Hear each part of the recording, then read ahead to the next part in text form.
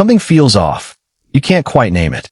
But after spending time with this person, you feel confused, guilty, smaller than you were before. You find yourself apologizing for things you didn't do, questioning decisions you were once confident about, wondering if maybe you were the problem.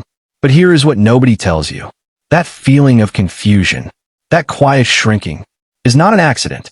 It is the result of something very specific happening to you. And today, we're going to name it. Before we talk about the signs, we need to clear something up. Manipulation is not always loud. It is not always obvious. It is not always intentional. Most people think manipulation looks like someone screaming at them or threatening them openly. But the most damaging kind of manipulation is quiet. It is subtle. It is patient.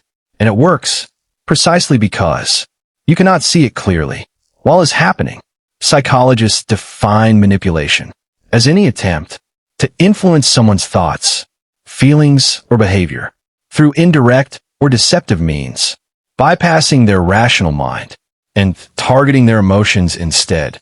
And the reason it works on intelligent, caring people is because intelligent, caring people are the most likely to question themselves, the most likely to think, maybe I'm overreacting, maybe it's my fault, maybe I'm being too sensitive. That self-doubt is exactly what manipulation feeds on. The second sign is when someone uses guilt, not to address a genuine hurt, but as a tool to control your behavior. It sounds like this: after everything I've done for you, I guess I just don't matter to you. Fine, do what you want. I'll be okay. These statements are designed to make you feel responsible for their emotions. So responsible that you change your behavior to manage their feelings. The difference between genuine hurt and guilt as a weapon is this: genuine hurt invites conversation. Guilt as a weapon invites compliance. If you find yourself constantly managing someone's feelings, constantly adjusting yourself so they don't feel bad, ask yourself, who is actually in control here? The third sign is when the standard keeps changing. You do what they asked, and then they want something else. You meet their expectation, and suddenly the expectation shifts. You can never quite get right, no matter how hard you try. This is called moving the goalposts, and it is one of the most exhausting forms of manipulation because it keeps you in a constant state of trying to earn approval. That will never fully come. The person doing this may not even be fully aware that they're doing it, but the effect on you is real. You become addicted to trying, always working, always adjusting, always one step behind, a standard that keeps moving. The fourth sign is when someone gradually begins separating you from the people in your life. It does not happen overnight. It starts with small comments. I don't think your friend really has your best interests at heart. Your family doesn't understand you like I do. Every time you spend time with them, you come back different. Over time, if you pull away from your support system, you become more dependent on the person doing the separating.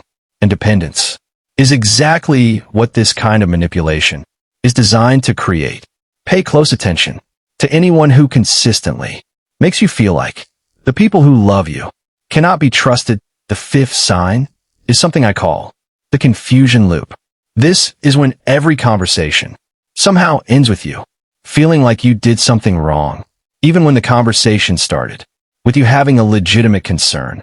You came in with a problem. By the end, you are apologizing. You came in feeling hurt.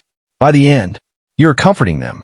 This reversal, this consistent flipping, is one of the clearest signs that something is not right.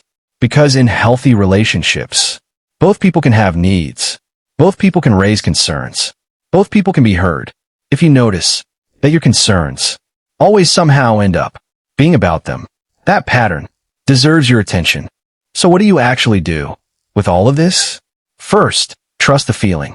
If something consistently feels off, if you consistently feel confused, guilty, or smaller after interactions, that feeling is data, not proof of wrongdoing, but data worth taking seriously. Second, observe the pattern. One difficult conversation does not make someone manipulative, but a consistent pattern, repeated across many situations, over a long period of time. that is worth examining honestly. Third, talk to someone you trust. Manipulation is most effective in isolation. One of the most powerful things you can do is share your experience with someone outside the situation, someone who can reflect back what they observe without any stake in the outcome. Fourth, create distance slowly. You do not have to make dramatic decisions immediately, but you are allowed to create space, to be less available, to protect your energy, to give yourself room, to think clearly, away from the confusion. If any of these signs felt familiar, I want you to hear this clearly. Recognizing manipulation does not make you paranoid. It does not make you unkind. It does not mean you are attacking someone or assuming the worst. It means you are paying attention, and paying attention to how people make you feel is one of the most important things you can do for yourself. You deserve relationships that make you feel more like yourself, not less, more clear, not more confused, more grounded, not more guilty. That is not too much to ask. Take care of yourself. See you in the next one.